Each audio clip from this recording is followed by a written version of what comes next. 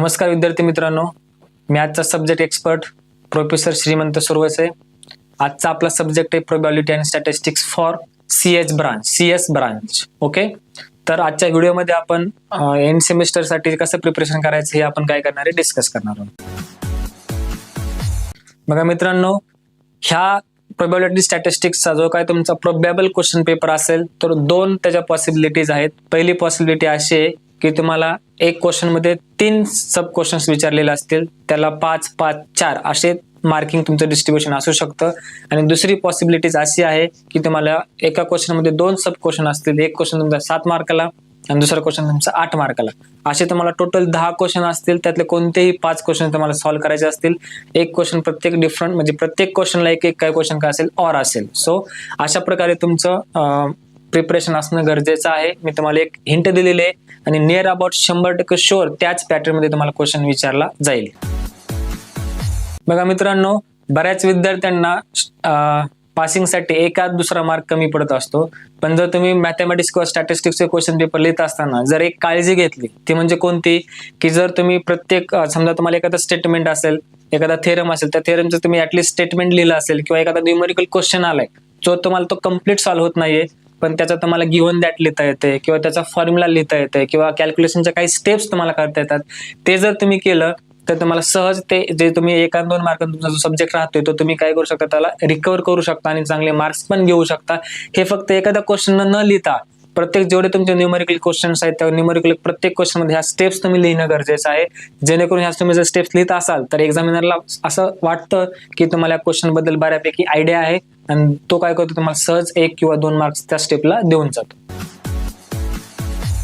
मित्रांनो, मी तुम्हाला आज काही युनिट वाईज IMP क्वेश्चन्स आणि शेवटी तुम्हाला मी काय करतोय काही इम्पॉर्टंट 5 ते 6 क्वेश्चन्स तुम्हाला देतोय। ते जरी तुम्ही क्वेश्चनची प्रॅक्टिस परफेक्ट केली तर तुम्हाला मी शब्द देतो की तुम्ही 50 पेक्षा जास्त मार्क्स घेऊन पास होऊ शकता।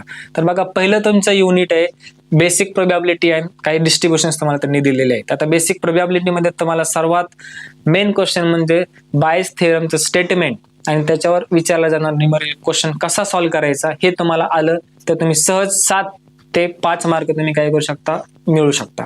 आता जे दुसरं तुमचं युनिट आहे सॅम्पलिंग अँड एस्टिमेशन, ह्या सॅम्पलिंग मध्ये तुम्हाला सॅम्पलिंगच्या काही स्टेप्स आहेत बघा किंवा त्याच्या काही टाइप्स आहेत ते तुम्हाला माहित असणं गरजेचं आहे। तुम्हाला क्वेश्चन असा विचारला असतो की एक्सप्लेन सॅम्पलिंग किंवा what is sampling and explain its types. So हा क्वेश्चन सुद्धा तुम्हाला 7 किंवा 5 मार्कासाठी तुम्हाला सहज विचारला जातो। आणि एस्टिमेशन मध्ये तुम्हाला टाइप 1 एरर आणि टाइप 2 एरर किंवा स्टॅटिस्टिकल इन्फरन्स मध्ये टाइप 1 एरर टाइप 2 एरर ह्या गोष्टी तुम्हाला माहित असणं गरजेचं आहे। टाइप 1 एरर आणि टाइप 2 एररवर तुम्हाला एक न्यूमेरिकल क्वेश्चन सुद्धा बनतो, तो सुद्धा तुम्हाला परफेक्टली सॉल्व्ह करता येणं गरजेचं आहे। तिसरं युनिट आहे तुमचं random variable and distribution function. तर रॅन्डम व्हेरिएबल मध्ये सुद्धा परत तुम्हाला डिस्क्रीट रॅन्डम व्हेरिएबल दिलेला असतो, कंटिन्युअस रॅन्डम व्हेरिएबल दिलेला असतो। दोन्हीपैकी एक शुअर क्वेश्चन असतो की त्याचं मीन फाइंड करायचं आणि त्याचा व्हेरियन्स तुम्हाला काय करायचा असतो, फाइंड करायचा असतो। ओके, आणि तुमच्या ब्रांचसाठी जे सर्वात लास्टचं युनिट आहे रिग्रेशन आणि कोरिलेशन। ह्याच्यावर तुम्हाला 2 क्वेश्चन 8-8 मार्कासाठीचे मला तर वाटतं की विचारलेच जातील।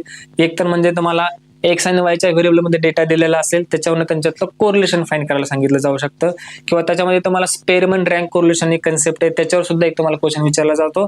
आणि तिसरा क्वेश्चन असा आहे की तुम्हाला 2 फंक्शनच्या लाईन्स दिलेल्या असतील त्याच्यावरून तुम्हाला रिग्रेशन लाईन फाइंड करायला सांगितले जातात। हे फिक्स क्वेश्चन आहे तुम्हाला युनिट वाईज।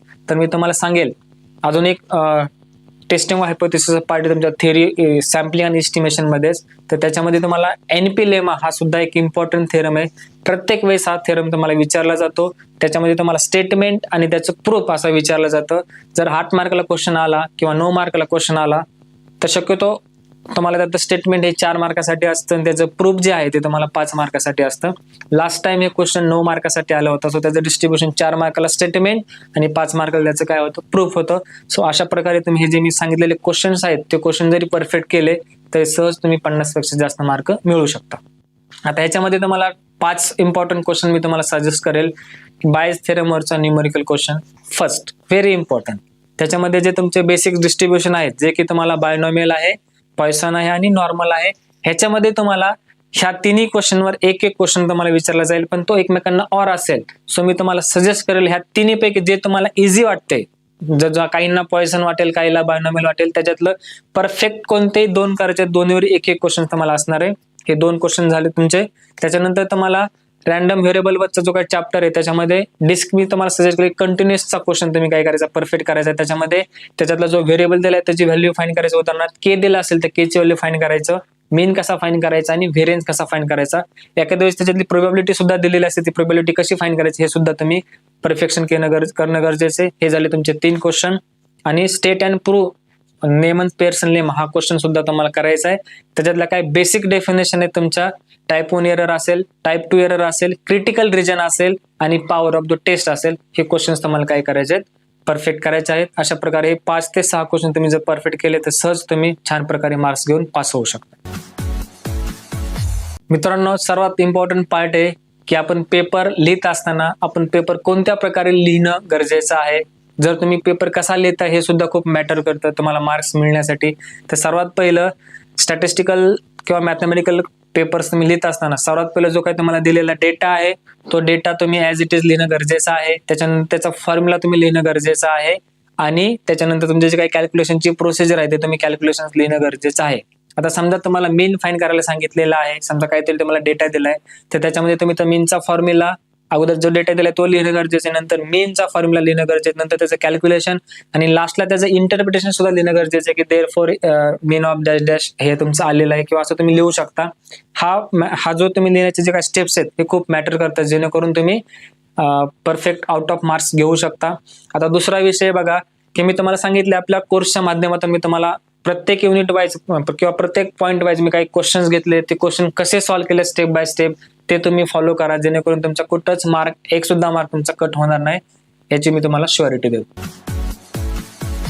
बघा मित्रांनो, आपण पेपर लिहित असताना सर्वात पहिलं आपल्या माइंडमध्ये सेट असणं गरजेचं की आपल्याला 70 मार्कासाठी 2.5 तास वेळ दिलेला आहे, बरोबर. त्या 2.5 तासामध्ये तुम्हाला स्टॅटिस्टिक्सचे क्वेश्चन सॉल्व्ह करत असताना मोस्ट ऑफ द टाइम्स तुम्हाला न्यूमेरिकल क्वेश्चन्स आहेत आणि तुम्ही बघितलेलं असेल की एक एक क्वेश्चन सॉल्व्ह करायला तुम्हाला बराच वेळ लागतो. बराच वेळ जर तुम्ही प्रॅक्टिस केली, किती जरी प्रॅक्टिसमध्ये असाल तरी तुम्हाला वेळ लागतो कारण कॅल्क्युलेशनच तेवढे आपल्याला आहेत.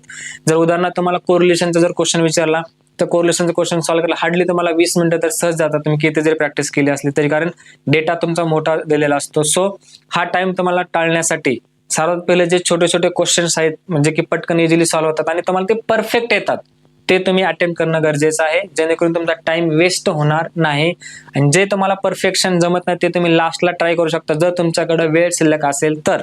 ओके, आता दुसरा मुद्दा असा आहे की तुम्ही एकाच वेळेस किंवा पेपरच्या आदल्या दिवशी रिव्हिजन करत असताना जे तुम्ही आतापर्यंत कंटिन्युअस प्रॅक्टिस करत आलात त्याचीच तुम्ही शेवटी रिव्हिजन करा. जे तुम्ही नवीन वाचलेलं नाही किंवा ते नवीन वाचायचा प्रयत्न करू नका जेणेकरून तुम्ही पहिल्या फॉर्म्युल्यामध्ये आणि नवीन फॉर्म्युल्यामध्ये कन्फ्युज होऊ शकता. सो त्या गोष्टी टाळा जेणेकरून तुम्हाला कन्फ्युजन होणार नाही. आपण पेपरमध्ये काही क्वेश्चनचे आन्सर लिहित असताना आपल्याला काही गोष्टीची आवर्जून काळजी घेणं खूप गरजेचं आहे. उदाहरणार्थ जसं की तुम्ही एखाद्या गोष्टीची प्रोबॅबिलिटी जर फाइंड करत असाल, जरी तुम्हाला त्याचं उत्तर येत नसेल तरी तुम्ही त्याचं उत्तर काय लिहिण्याचा प्रयत्न केलात. उदाहरणार्थ प्रोबॅबिलिटीचं तुम्ही फाइंड करताय तर प्रोबॅबिलिटी आन्सर जर तुम्ही 1, 2, 3 च्या फॉर्म मध्ये लिहित असाल तर तुम्हाला त्याला 0 मार्क मिळू शकतात जरी तुम्ही गिव्हन दॅट फॉर्म्युला अशा गोष्टी लिहिल्या असल्या तरी, कारण तो एकदम बेसिक क्वेश्चन एक सर्वांना माहिती प्रोबॅबिलिटीची जी काही रेंज आहे ती 0 आणि 1 ह्याच रेंजमध्ये येते आणि जर तुम्ही त्याचा आन्सर 1, 2 लिहित असाल तर ते एकदम चुकीचं आहे. तुम्हाला जे कोणी गोष्टी लिहिलेल्या आहेत त्याला सुद्धा मार्क तुम्हाला मिळणार नाहीत कारण जे बेसिक आहे तेच तुम्ही चुकीचं लिहित आहे. याचा अर्थ असा होऊ शकतो की तुम्हाला त्याच्यातलं काहीच माहिती नाही. ओके, सो अशा गोष्टी म्हणजे आपण म्हणतो काहीतरी लिहिलं तरी मार्क्स मिळतील तर त्या गोष्टी टाळा जेणेकरून तुम्हाला तुमचं बॅड इम्प्रेशन पडेल आणि त्याचे मार्क्स काय होतील कट होतील. ओके, सो अशा व्हिडिओमध्ये सांगितल्या प्रकारे जे काही इम्पॉर्टंट क्वेश्चन आहेत त्याची तुम्ही प्रॅक्टिस करा जेणेकरून तुम्हाला पासिंगसाठी मदत होईल. ज्या विद्यार्थ्यांकडे आपला कोर्स नसेल त्यांनी तुमच्या स्वतःच्या ज्या काही नोट्स असतील त्या तुम्ही फॉलो करा. फक्त सांगितलेल्या IMP क्वेश्चनची प्रॅक्टिस करा, तुम्ही सहज पास होताल. तुम्हाला ह्या क्वेश्चन एक्झामसाठी तुम्हाला खूप खूप शुभेच्छा. चांगले मार्क्स घ्या आणि पास व्हा.